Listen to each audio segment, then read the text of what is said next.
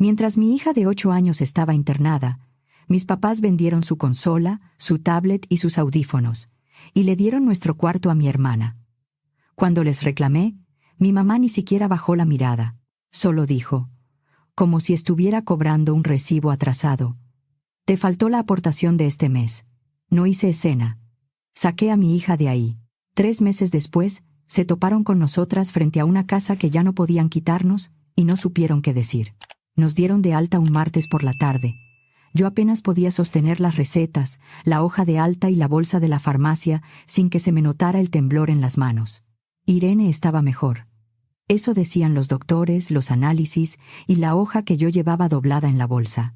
Pero también se veía como una niña que había aprendido demasiado pronto que los adultos pueden decir: «Todo va a estar bien» mientras le ponen agujas, sueros y monitores. Se quedó parada frente a las puertas automáticas, con su conejo de peluche bajo un brazo y la otra mano apretada a la mía. «¿Ya nos vamos a la casa?», preguntó. «Ya nos vamos a la casa», le dije. Hice que mi voz sonara tranquila. Irene me miraba como miran los niños después de un susto grande, esperando que tu cara les confirme si de verdad ya pasó lo peor. En el coche, se quedó viendo por la ventana. Luego, volteó hacia mí. «Mi cama sigue ahí, ¿verdad?». Tragué saliva. «Sí», dije. «Tu cama sigue ahí». Vivíamos en casa de mis papás, en Aguascalientes. Compartíamos un cuarto. Irene tenía su camita pegada a la pared, una lámpara de lunas y una torre de libros que ella llamaba para emergencias. Yo dormía en una cama angosta del otro lado y usaba 2 cajones de un mueble viejo. Era un espacio prestado. Mis papás lo llamaban aportación. Para mí era renta con otro nombre. Irene recargó la cabeza en el asiento. «Quiero mi cobija». «Lo sé, mi amor». No era solo la cobija. Era volver a algo conocido después de semanas de hospital. Cuando llegamos, la ayudé a bajar. No se quejó. Solo se dejó ayudar. Quieta, obediente. Me dolió que no se quejara. A los 8 años, Irene ya estaba aprendiendo a no estorbar. «Mi conejo», me recordó. «Aquí lo traigo». Tenía el conejo, la bolsa de la farmacia, los papeles del hospital y las llaves. La puerta se abrió antes de que pudiera meter la llave. Mi mamá estaba ahí. Sonreía con esa cara que parecía amable si uno no la conocía demasiado. Mi papá estaba detrás, con una mano en el marco de la puerta, y mi hermana Gloria estaba en el pasillo, con su hijo Pablo a un lado. Por un segundo quise creer algo bueno. Sabían que veníamos. Tal vez iban a portarse como familia. Irene levantó un poco la mirada. «Hola», dijo. «Hola, mi niña», respondió mi mamá. Le tocó la cabeza apenas, como si Irene fuera de vidrio. «Pásale. Hace aire». Irene miró directo hacia las escaleras. «¿Puedo ir a mi cuarto?». «Sí», dije, sintiendo alivio por tener algo simple que darle. «Vamos por tu cobija». Di un paso, pero mi mamá me puso una mano en el codo. No fue un jalón. Fue una pausa educada, de esas que ella usaba antes de decir algo cruel. «Nora», dijo, todavía sonriendo, «antes de que subas, ¿tienes dónde dormir hoy?». Mi mente tardó un segundo en entender la pregunta. «¿Qué?». «Que si tienes dónde quedarte esta noche». Irene apretó la oreja del conejo. «Vivimos aquí», dije. Mi mamá asintió, como si eso ya lo supiera. «Sí, claro, sobre eso quería hablarte». Ahí estaba ese tono suyo. El de, «no te va a gustar, pero voy a fingir que soy razonable». «¿Sobre qué?». «Gloria ha estado usando tu cuarto». La miré. «¿Mi cuarto?». «El cuarto que usabas», corrigió de inmediato. Irene levantó la cabeza. «Mi cama está ahí». Gloria bajó la vista. Pablo se quedó mirando la manga de su sudadera. Mi papá se aclaró la garganta. «No», dije despacio. «Explícame bien». La sonrisa de mi mamá no se rompió. No estuvieron 2 semanas. Estuve en el hospital con mi hija. «Sí, Nora. Lo sé», dijo rápido. «Pero durante ese tiempo no estaban usando el cuarto». La frase era tan absurda que por un momento no supe qué contestar. «Además», agregó con la misma voz suave, «no diste la aportación de este mes». Ahí estaba. La razón, la excusa, el recibo imaginario que, según ellos, justificaba todo. Te dije que te iba a pagar después. Irene estaba internada. Lo entiendo, dijo mi mamá. No lo entendía. Se notaba en cómo lo decía, como quien acepta una explicación en una ventanilla. Pero tampoco podíamos dejar un cuarto vacío. Irene habló bajito. No nos fuimos. Yo estaba enferma. La abracé sin pensarlo. ¿Qué hicieron con nuestras cosas?, pregunté. Mi mamá parpadeó, como si no hubiera esperado que fuera directo a eso. La mayoría está en cajas. ¿Dónde? En la cochera, dijo mi papá. La mayoría, repetí. Esa palabra no me gustó. Mi mamá acomodó la sonrisa. Tuvimos que vender algunas cosas. Irene se quedó inmóvil. ¿Vendieron mis cosas? No se estaban usando, dijo mi mamá, con una naturalidad que me dio más coraje que si hubiera gritado. ¿Qué vendieron? Mi papá respondió como si lo hubiera repasado antes. La consola, la tablet, los audífonos. Irene no lloró. No hizo berrinche. Solo se quedó en blanco, como si su cuerpo hubiera decidido apagarse para no sentir todo de golpe. ¿Mis audífonos?, murmuró. Gloria intervino enseguida. Nora, no fue por mala onda.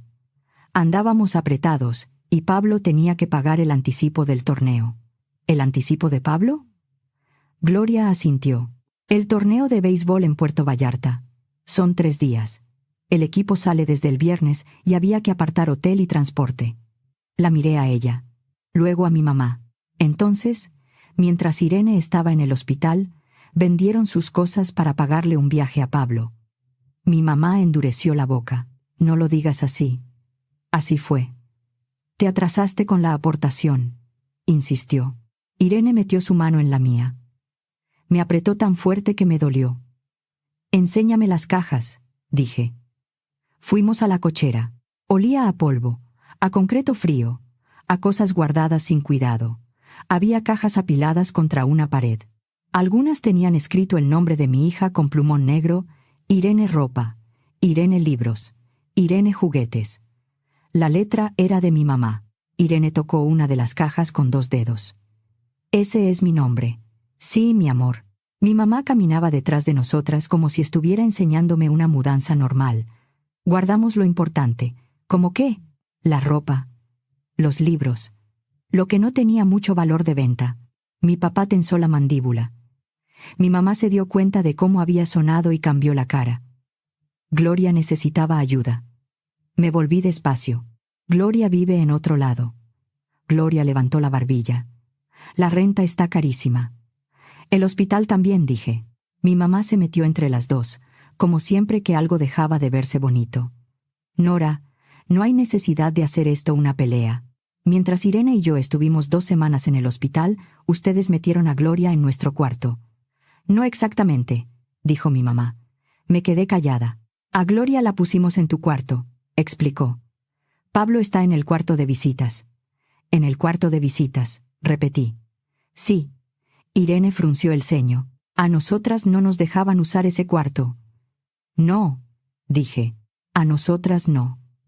Dejé que el silencio pesara. Entonces le dieron mi cuarto a Gloria.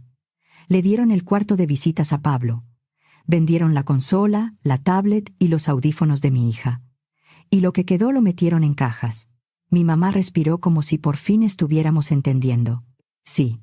Por eso te pregunté si tenías dónde dormir hoy. Esperé. Si no tienes, continuó.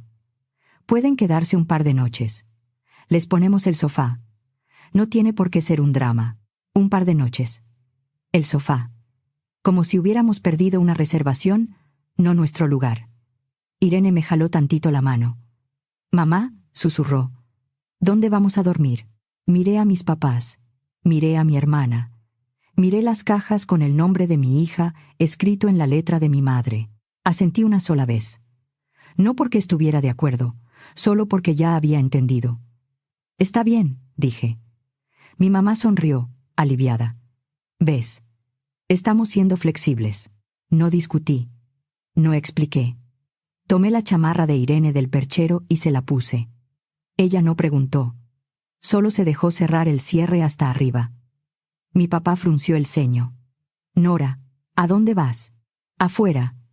¿Por cuánto tiempo?, preguntó mi mamá. Me detuve con la mano en la puerta. No sé, y era verdad. Afuera, el aire seco de la tarde se sentía más frío. Irene subió al coche despacio, como si temiera hacer algo mal. Yo encendí el motor. La calle estaba tranquila. Demasiado tranquila para lo que acababa de pasar. Irene se abrochó el cinturón y me miró. ¿No nos vamos a quedar? Negué con la cabeza. No. Ella asintió una vez. ¿Podemos manejar un rato? Sí. Podemos manejar. Me alejé de la casa. En el retrovisor, la fachada se veía igual que siempre, la misma reja, las mismas macetas, la misma casa donde yo había aprendido que la ayuda siempre venía con condiciones. No sabía a dónde íbamos. Solo sabía que no iba a regresar. Gloria es 2 años mayor que yo, y en mi familia eso siempre pareció significar que valía más. Mis papás jamás lo habrían aceptado, pero se notaba en lo práctico. A Gloria la consolaban. A mí me daban pendientes. Cuando Gloria tuvo a Pablo, el favoritismo creció. Él se convirtió en el nieto alrededor del cual se acomodaba todo. No era que estuviera en una carrera profesional, era béisbol infantil. A Pablo le encantaba, claro, y mis papás vivían cada torneo como si fuera una oportunidad única. Ese año el equipo tenía un viaje a Puerto Vallarta. 3 días, hotel, playa y cena de equipo. Lo llamaban apoyar al niño. Pero lo que querían decir era, queremos que él disfrute. Irene no recibía ese tipo de energía. A Irene la llamaban tranquila, que es una palabra que muchos adultos usan cuando una niña aprendió a no pedir demasiado. Gloria y yo somos divorciadas. Cuando el matrimonio de Gloria terminó, mis papás se volcaron con ella. Podía llorar, pedir dinero, llegar tarde o dejar a Pablo con ellos. Todo era entendible porque estaba pasando por mucho. Cuando mi matrimonio terminó, años antes, con Irene más chica y yo, haciendo cuentas para sobrevivir, mis papás no se volcaron conmigo. Me ofrecieron un cuarto, sí, pero no como refugio, como trato. Había una aportación mensual para la casa. Además estaban los mandados, los favores, los pendientes. Yo pagaba por estar ahí y luego pagaba otra vez con trabajo. Lo hice porque no tenía de otra. La renta no esperaba a que yo estuviera lista. Lo que dolía era ver que el dinero se volvía flexible cuando se trataba de Gloria. Para ella, sí había préstamos sin fecha. Para Pablo, sí había tenis nuevos, uniforme, inscripción, viaje, hotel. Todo era urgente si era para él. Todo podía esperar si era para nosotras. Antes del divorcio de Gloria, antes del torneo de Pablo, antes de que mis papás me trataran como inquilina con obligaciones de hija, hubo otra adulta en esa casa. Mi abuela Matilde, la mamá de mi mamá. Cuando yo era niña, ella vivía con nosotros. No estaba de adorno, estaba presente. De esas personas que no hacen ruido, pero te salvan en momentos que entiendes hasta muchos años después. Recuerdo una noche. Yo tendría 6 años. Gloria estaba llorando en su cuarto otra vez, de esa manera que hacía que mi mamá saliera corriendo como si la casa se estuviera quemando. Yo me quedé parada en el pasillo, en calcetines, sin saber qué hacer. Mi abuela Matilde me encontró ahí. Me llevó a la cocina, me sirvió agua y puso una galleta frente a mí. «Tu hermana es muy escandalosa», dijo bajito. Se me salió una risa. Luego me miró y dijo, «También tú tienes derecho a sentir». Nadie me había dicho eso de niña. Luego desapareció de mi vida casi sin explicación. Su silla dejó de estar en la mesa. Su taza ya no estaba en la alacena. Pregunté a dónde se había ido y mi mamá contestó sin mirarme. Se fue. Esa fue la primera versión. Después vinieron otras. Que era difícil. Que era dramática. Que siempre quería algo. Que no se podía confiar en ella. A veces mi mamá insinuaba problemas de dinero. Otras veces hablaba de traiciones, pero nunca decía nada claro. La regla era simple: no preguntes, no la extrañes, no la menciones. Y yo obedecí.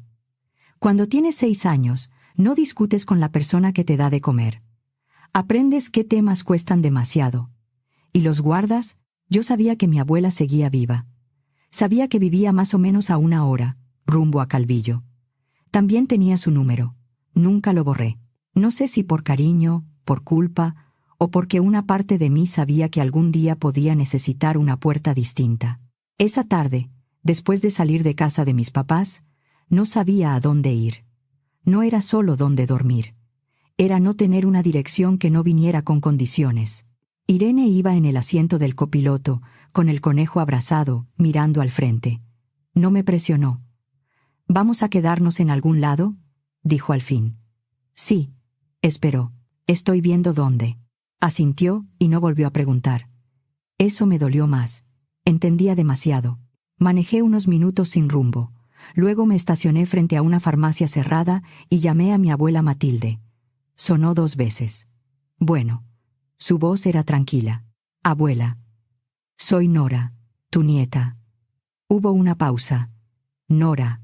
Solo mi nombre. Sin reclamo. Sin... «¿Ahora sí te acuerdas?» «Necesitamos dónde quedarnos», dije. No lo adorné. «¿Dónde estás?», preguntó. Le dije. «Vente para acá. Voy a estar en casa». Eso fue todo. Colgué y me quedé un momento con las manos en el volante. Irene me miró. «¿Era tu abuelita?» «Sí». «¿Es buena?» Respiré hondo. Recuerdo que sí. Es lo único que sé. Manejamos casi 1 hora, ya sin tráfico fuerte y con la tarde enfriándose. Irene dormía en ratitos, despertando cada vez que yo frenaba. Cuando llegamos, la casa de mi abuela era pequeña, de una planta, en una calle tranquila. No era lujosa, pero nadie nos esperaba con una cuenta en la mano. Mi abuela abrió antes de que tocáramos. Se veía mayor que en mis recuerdos, claro. Pero tenía los mismos ojos serios y atentos. Miró primero a Irene. «Ay, mi niña», dijo bajito. «Pásenle». No hizo preguntas en la puerta. No pidió explicaciones antes de dejarnos entrar. Solo se hizo a un lado. Irene se quedó pegada a mí. Mi abuela no intentó abrazarla. No la invadió. Solo dijo: «El sillón es cómodo. Ahorita te traigo una cobija». Apareció agua. Luego una cobija limpia. Después silencio. Irene se acurrucó con su conejo bajo la barbilla. No dijo gracias. No hacía falta. Mi abuela lo entendió. Se sentó frente a mí. «¿Qué pasó?»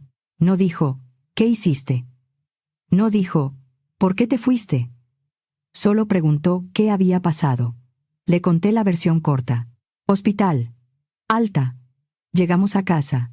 El cuarto ya no era nuestro. Cosas en cajas. Algunas vendidas. Mi abuela apretó la mandíbula. ¿Vendieron cosas de la niña? Sí. ¿Para qué? Dudé medio segundo. Para pagar el anticipo de un viaje de béisbol de Pablo, el hijo de Gloria. Mi abuela soltó el aire por la nariz. No fue risa. Fue reconocimiento. «Tu madre», dijo. Irene se movió bajo la cobija. Vendieron mis audífonos. La cara de mi abuela cambió de inmediato. «Lo siento mucho, mi niña». Irene asintió sin hablar. Mi abuela volvió a mirarme. «¿Tu mamá te dijo que yo me fui?» «Sí». «¿Te dijo por qué?» «Varias razones. Dependía del día». Mi abuela asintió despacio. «Yo vivía con ustedes. Trabajaba. Ayudaba en la casa. Luego me lastimé la espalda. Ya no podía cargar, limpiar, cocinar como antes. Dejé de ser útil». No alzó la voz. «Cuando dejé de servirle, tu mamá decidió que yo era un problema». La explicación encajó demasiado bien. Eso fue lo peor. No tuve que esforzarme para creerle. Mi abuela miró a Irene, que estaba encogida en el sillón, tratando de ocupar el menor espacio posible. «Quisiera arreglarte esto fácil», dijo. «Quisiera darte dinero y decirte que mañana todo va a estar resuelto». No contesté. Cualquier cosa que dijera iba a quebrarme. Ella se levantó. «No tengo ese tipo de dinero. No tengo una cuenta escondida». Entró a su recámara y volvió con una caja de cartón vieja. «Tu abuelo guardaba papeles. Certificados, estados de cuenta, cosas de inversiones antiguas. Algunas quedaron regularizadas a mi nombre cuando él murió, pero yo nunca entendí bien qué había aquí. La mayoría seguro ya no vale nada, pero tal vez algo sirva, aunque sea para que aguantes un mes». Puso la caja sobre la mesa. «Revísalo con calma». Le di las gracias, porque era lo único que podía decir sin deshacerme. Esa noche, cuando Irene por fin se durmió con el conejo apretado contra el pecho, Me senté en la mesa de la cocina con la caja delante y mi celular a un lado. Abrí los papeles y entendí algo de inmediato. No tenía idea de lo que estaba viendo. No eran cheques ni efectivo. Eran certificados viejos, estados de cuenta amarillentos, nombres de empresas y recibos de compra. La mayoría no llevaba a ninguna parte. Luego saqué un certificado que decía Apple Computer Incorporated. Me quedé quieta. No sé de finanzas, pero sé que es Apple. Revisé otra vez el papel. Había una nota pegada, escrita con tinta deslavada. Decía que mi abuelo había comprado $400 en acciones, a principios de los 80. Busqué con más cuidado. Leí sobre divisiones de acciones, certificados antiguos y agentes de transferencia. Si mi abuelo había comprado aproximadamente esa cantidad en acciones de Apple hacía décadas, no seguían siendo las mismas acciones. Con los años se habían multiplicado. Lo que en su momento fueron 18 acciones, ahora podían ser 4.032. Volví a hacer la cuenta. Una vez, 2 veces, 3 veces. Convertí el monto aproximado a pesos mexicanos y me quedé mirando la pantalla hasta que los números dejaron de parecer un error. No era dinero para aguantar un mes. Era una cantidad de 8 cifras, suficiente para comprar una casa modesta, cubrir impuestos, dejar una parte invertida y respirar por primera vez en años. Me levanté en silencio y caminé hasta la puerta de mi abuela. Toqué una vez. Abrió casi de inmediato. ¿Qué pasó? No pude hablar. Solo le mostré el celular. Ella se inclinó, entrecerró los ojos y luego se enderezó despacio. «Ah», dijo. No sonó feliz. Sonó aturdida. Al principio ni siquiera lo sentimos como dinero. Lo sentimos como la primera salida real que habíamos tenido en años. Fueron casi 3 meses de llamadas, citas, copias, firmas y esperas. Una casa de bolsa nos ayudó a contactar a la gente de transferencia y a confirmar que el certificado seguía registrado.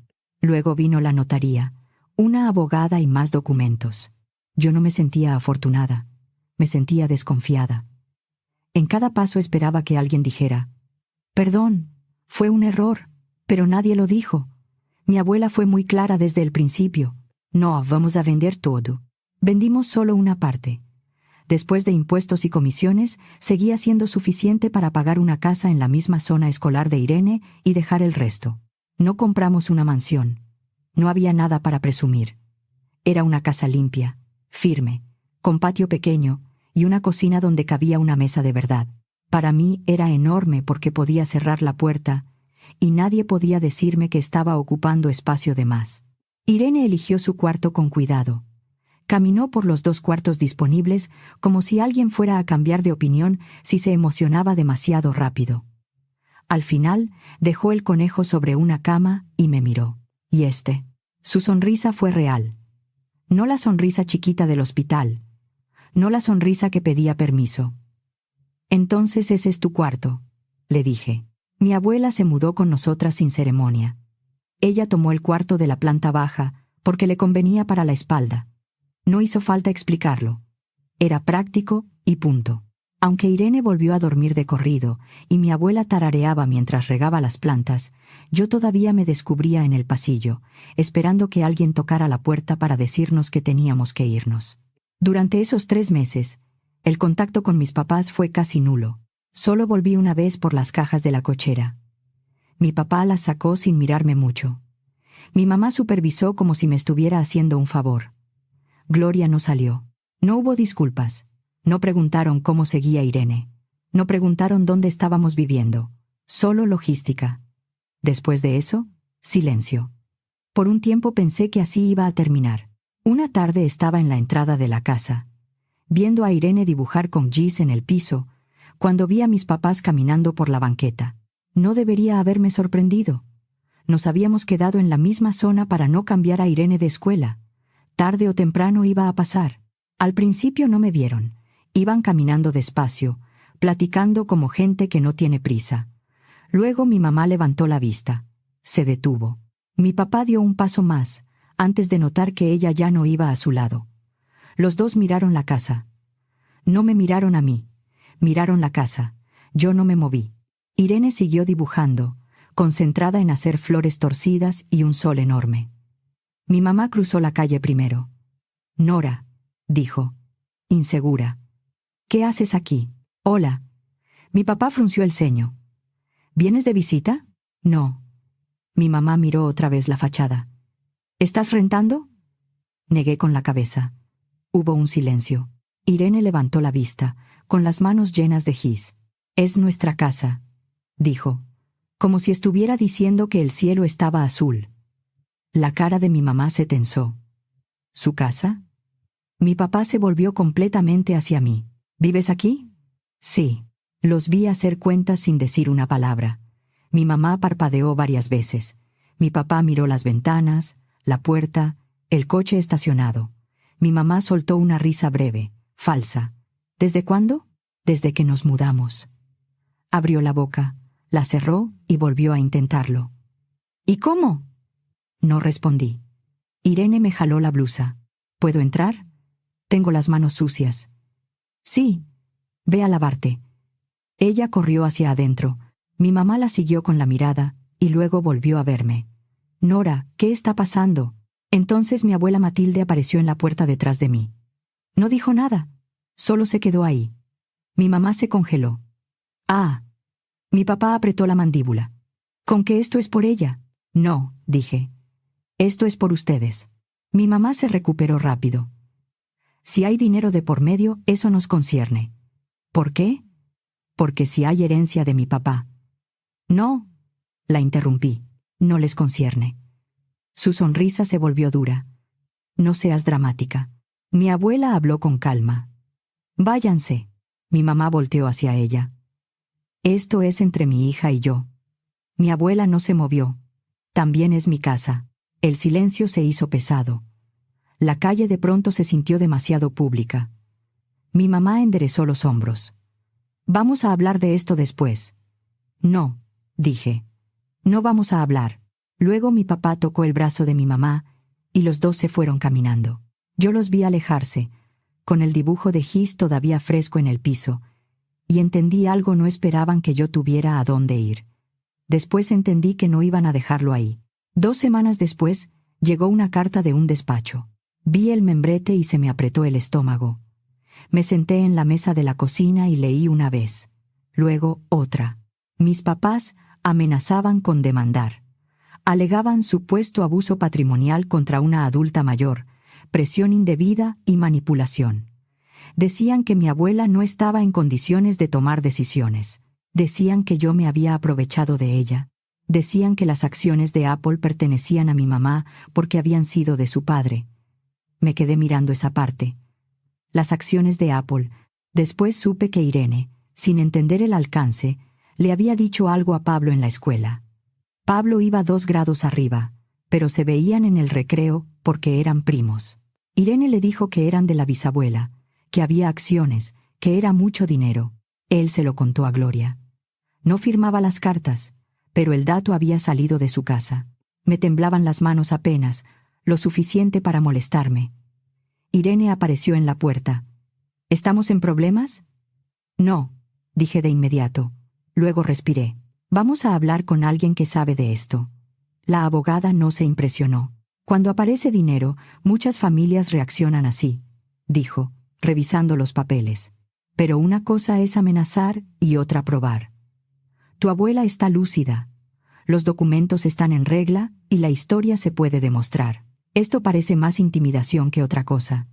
Mi abuela soltó un sonido seco. Se los dije. Aún así, a mí me movió el piso. Porque ya no era solo dinero. Era que mis papás, al no poder decidir sobre mi vida, estaban tratando de asustarme por la vía legal. Al mismo tiempo empezaron los mensajes. Una tía escribió: «Tu mamá está destrozada con lo que hiciste». Un primo dijo que no se valía darle la espalda a la familia. Otra persona insinuó que yo estaba usando a mi abuela. Era una campaña de rumores disfrazada de preocupación. No contesté. Sabía que cualquier respuesta iba a alimentar el chisme. Entonces Irene se quebró. Llegó de la escuela más callada de lo normal. Se sentó en el sillón y no tocó la merienda. «Pablo me estuvo preguntando cosas», dijo al fin. «¿Qué cosas?» de la casa, del dinero. Sentí que el estómago se me iba al piso. ¿Qué le dijiste? Que era de la bisabuela, que había unas acciones, que era mucho. No dije números. Se le llenaron los ojos de lágrimas. ¿Por eso mis abuelos están enojados? Me senté junto a ella y la abracé. No. Esto no es tu culpa. Pero yo hablé. Irene, escúchame bien, le dije, separándome apenas para que me mirara. Tú eres una niña. Lo que hicieron ellos no salió de tu boca. Salió de ellos. Asintió, pero seguía temblando. Esa semana, mi abuela tomó una decisión. Hizo cita con el notario, pidió una evaluación médica y dejó instrucciones claras ante la casa de bolsa. Todo quedó por escrito. Estaba lúcida, actuaba por voluntad propia y yo quedaba como beneficiaria de lo que ella decidiera dejarme. No van a asustarlas, dijo. No mientras yo pueda firmar algo. Esa noche dormí mejor que en muchos meses. La amenaza se fue deshaciendo más rápido de lo que imaginé. No fue como en las películas. No hubo gritos en un juzgado ni una confesión dramática. Fue más frío, más administrativo. Mi abogada respondió formalmente. Se entregaron evaluaciones médicas, la línea de tiempo y los documentos que probaban que mi abuela había actuado por voluntad propia. Luego, las cartas dejaron de llegar. No hubo nuevas amenazas formales. No hubo demanda presentada. No hubo más mensajes de despacho. Pasó una semana, luego otra.